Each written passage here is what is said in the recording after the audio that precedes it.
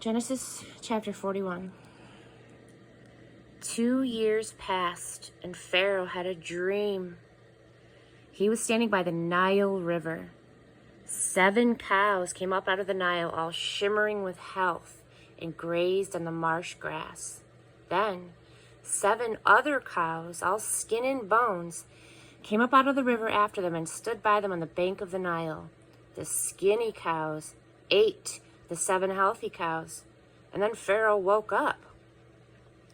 He went back to sleep, and he dreamed a second time. 7 ears of grain, full-bodied and lush, grew out of a single stalk. Then 7 more ears grew up, but these were thin and dried out by the east wind. The thin ears swallowed up the full, healthy ears. Then Pharaoh woke up. Another dream. When morning came, he was upset.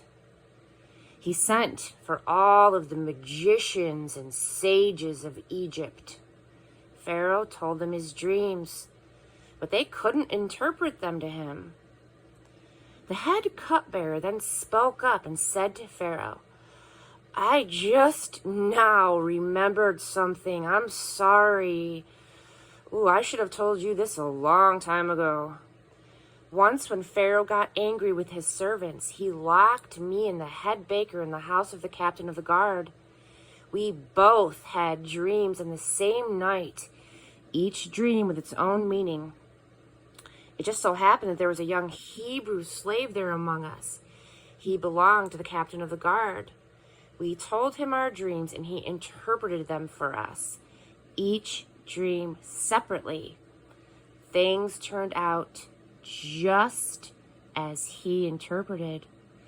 I was returned to my position, and the head baker was impaled." Pharaoh at once sent for Joseph. They brought him on the run from the jail cell. He cut his hair, he put on clean clothes, and he came to Pharaoh. "I dreamed a dream," Pharaoh told Joseph. "Nobody can interpret it. But I've heard that just by hearing a dream, you can interpret it." Joseph answered, "Not I, but God. God will set Pharaoh's mind at ease."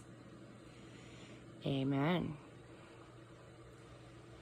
Then Pharaoh said to Joseph, "In my dream, I was standing on the bank of the Nile.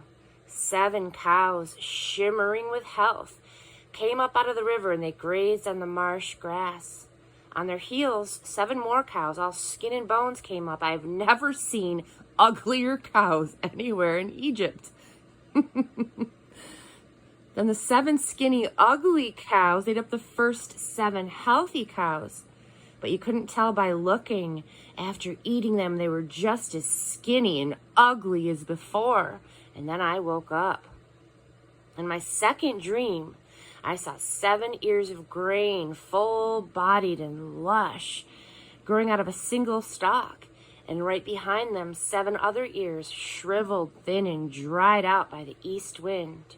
And then the thin ears swallowed up the full ears. I have told all of this to the magicians, but they can't figure it out. Joseph said to Pharaoh, "Pharaoh's 2 dreams both mean the same thing. God is telling Pharaoh what he is going to do. The 7 healthy cows are 7 years, and the 7 healthy ears of grain are 7 years. They are the same dream. The 7 sick and ugly cows that followed them up are 7 years. And the 7 scrawny ears of grain dried out by the east wind are the same 7 years of famine." The meaning is what I said earlier.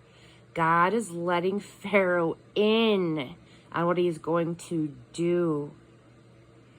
7 years of plenty are on their way throughout Egypt, but on their heels will come 7 years of famine, leaving no trace of the Egyptian plenty. As the country is emptied by famine, there won't even be a scrap left of the previous plenty. The famine will be total. The fact that Pharaoh dreamed the same dream twice emphasizes God's determination to do this and to do it soon.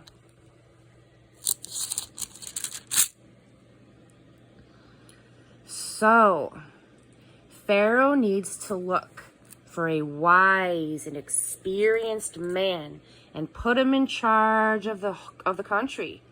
Then, Pharaoh needs to appoint managers throughout the country of Egypt to organize it during the years of plenty. Their job will be to collect all the food produced in the good years ahead and stockpile the grain under Pharaoh's authority, storing it in the towns for food. This grain will be held back to be used later during the 7 years of famine that are coming on Egypt. This way, the country won't be devastated by the famine. This seemed like a good idea to Pharaoh and his officials. Then Pharaoh said to his officials, "Isn't this the man that we need? Are we going to find anyone else who has God's Spirit in him like this?" So Pharaoh said to Joseph, "You're the man for us. God has given you the inside story. No one is as qualified as you in experience and wisdom.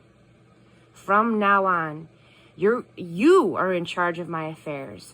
All of my people will report to you. Only as king will I be over you." So Pharaoh commissioned Joseph. "I am putting you in charge of the entire country of Egypt." Then Pharaoh removed his signet ring from his finger and slipped it on Joseph's hand.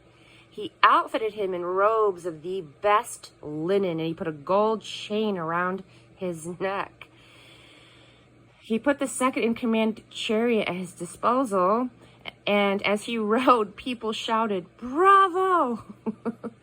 Joseph was in charge of the entire country of Egypt. Pharaoh told Joseph, "I am Pharaoh, but no one in Egypt will make a single move without your stamp of approval." Then Pharaoh gave Joseph an Egyptian name, Zaphanath-Paneah, which means God speaks and he lives. He also gave him an Egyptian wife, Asenath, the daughter of Potiphera, the priest of On, Heliopolis. And Joseph took up his duties over the land of Egypt. Joseph was 30 years old when he went to work for Pharaoh, the king of Egypt. As soon as Joseph left Pharaoh's presence, he began his work in Egypt. During the next 7 years of plenty, the land produced bumper crops. Joseph gathered up the food of the 7 good years in Egypt, and he stored the food in cities. In each city, he stockpiled surplus from the surrounding fields. Joseph collected so much grain, it was like the sand of the ocean, that he finally quit keeping track of it. Joseph had 2 sons born to him before the years of famine came. Asenath, daughter of Potiphera, the priest of On, was their mother. Joseph named the firstborn Manasseh, which means forget, saying, "God made me forget all my hardships in my parental home."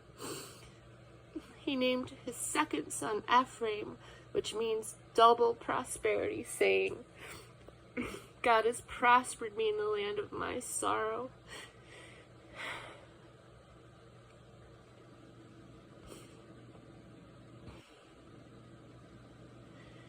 Then Egypt's 7 good years came to an end, and the 7 years of famine arrived.